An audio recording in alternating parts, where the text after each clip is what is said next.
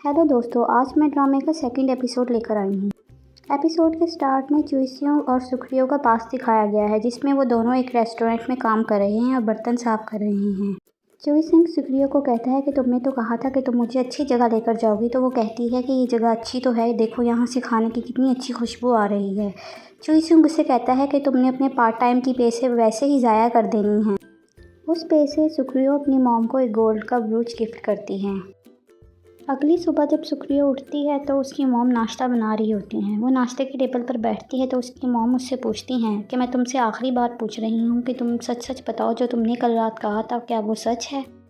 तो ड्रामे में रात का सीन दिखाया जा रहा है, जिसमें उसकी मॉम पूछ रही हैं कि तुमने क्या सच में जॉब इसलिए छोड़ दी है कि तुम बोर हो गई हो, और एंगेजमेंट इसलिए तोड़ दी कि तुमने चीट किया। तो सुखरियो कहती है कि हाँ ऐसा ही है। तो उसकी मॉम पूछती हैं कि अब तुम्हारे आगे का क्या प्लान है। तो वो कहती है कि वो अब कुछ भी नहीं करना चाहती है, बस आराम करना चाहती है और कोरियन खाने खाना चाहती है।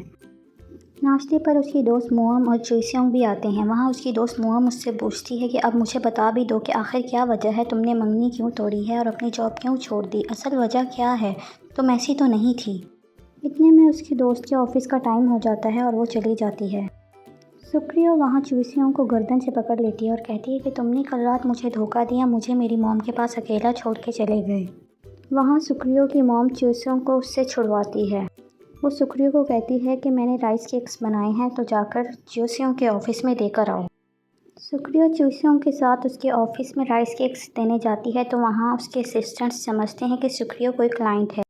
तो सुखरियो कहती है नहीं, बस वो अपनी मॉम के राइस केक्स देने आई थी। चुईसियोंग के ऑफिस का असिस्टेंट कहता है कि कहीं आप चुईसियोंग की चाइल्डहुड फ्रेंड तो नहीं हैं। तो वो उससे कहती है हाँ। ऑफिस के असिस्टेंट्स उसे कहते हैं कि अपने और चुईसियोंग के बारे में कुछ बताएं। तो वो कहती है कि ये एक लंबी कहानी है। ये 1995 की गर्मियों की बात है कि जब चुईसियोंग फ्रांस से आया था और उसे तो कोरियन भी बोलने नहीं आती थी। तब पहली बार चुईसियोंग मेरे घर आया था और मैंने ये फैसला किया था कि मैं चुईसियोंग की मदद करूँगी। मैं चूसियों के साथ खेलती थी और उसके खाने का ख्याल करती थी कि वो हेल्दी खाना खाए। मैंने चूसियों की दूसरे बच्चों के साथ दोस्ती भी करवाई। चूसियों कहता है कि ये सब झूठ बोल रही है। जब मैं यहाँ पर आया था, इससे पहली बार मिला था, तो इसका फेस पूरा गंदा था। मैं अकेले रहना पसंद करता था और ये मुझे कभी अकेला नहीं छोड़ती थी, हमेशा मेरे साथ चिपकी रहती थी। मुझे चावलों में ब्लैक बीन्स बिल्कुल भी पसंद नहीं थे और ये सारे ब्लैक बीन्स मेरे चावलों में डाल देती थी, और बाद में तो इसने मेरे पैसे भी चुराना शुरू कर दिए थे।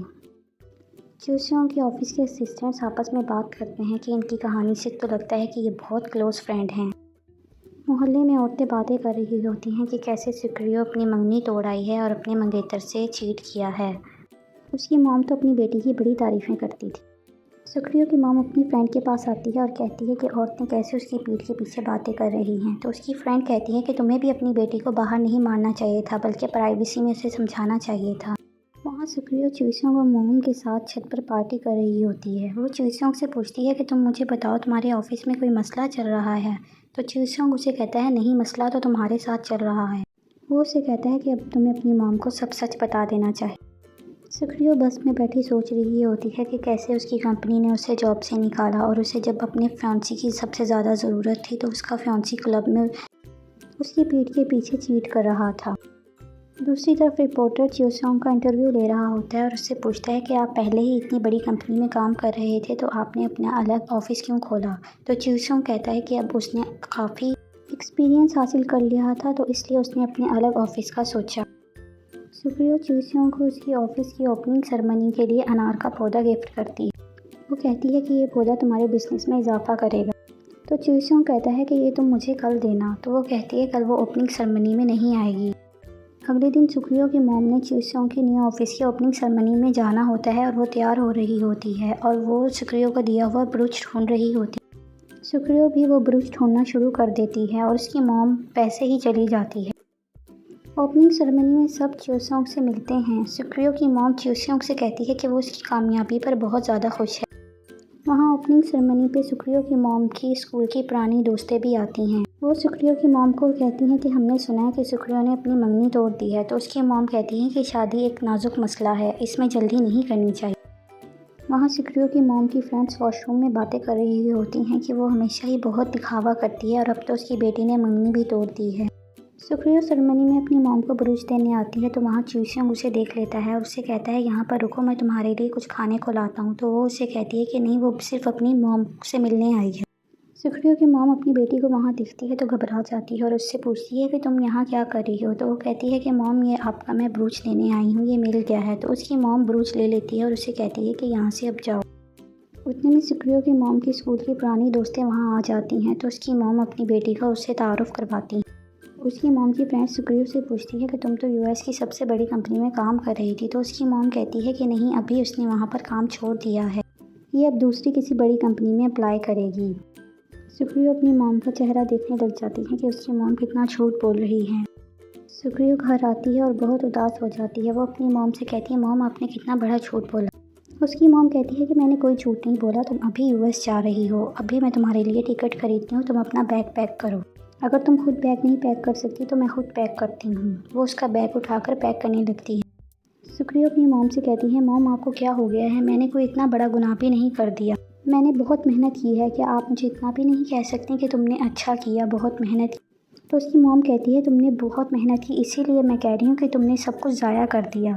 मैं यहाँ पर ऐसी ज़िंदगी गुजार रही थी तो मुझे तसल्ली थी कि मेरी बेटी एक अच्छी ज़िंदगी गुजार रही है। तो सुक्रियो अपनी मॉम से कहती है कि अगर मैं जॉबलेस हूँ तो क्या आप मेरा साथ नहीं दे सकती।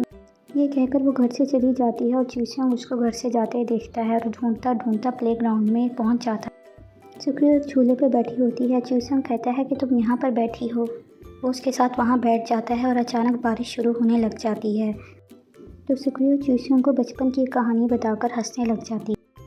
च्यूसियोंग उसे कहता है, तुम अपने आंसू ना छुपाओ, तुमने रोना है तो रो लो। सुक्रियो रोने लग जाती है। वहाँ सुक्रियो की मॉम भी बहुत ज़्यादा उदास होती है और अपनी बेटी का कमरा सेट करने लग जाती है। सुक्रियो जब घर वापस आती है तो उसकी मॉम डिनर बना रही होती हैं। उसके डैड कहते हैं, आकर खाना खा लो। वो कहती है कि मुझे भूख नहीं है और वो अपने कमरे में चली जाती है। जब वो जाकर अपना कमरा देखती है तो उसका कमरा बिल्कुल सेट हुआ होता है।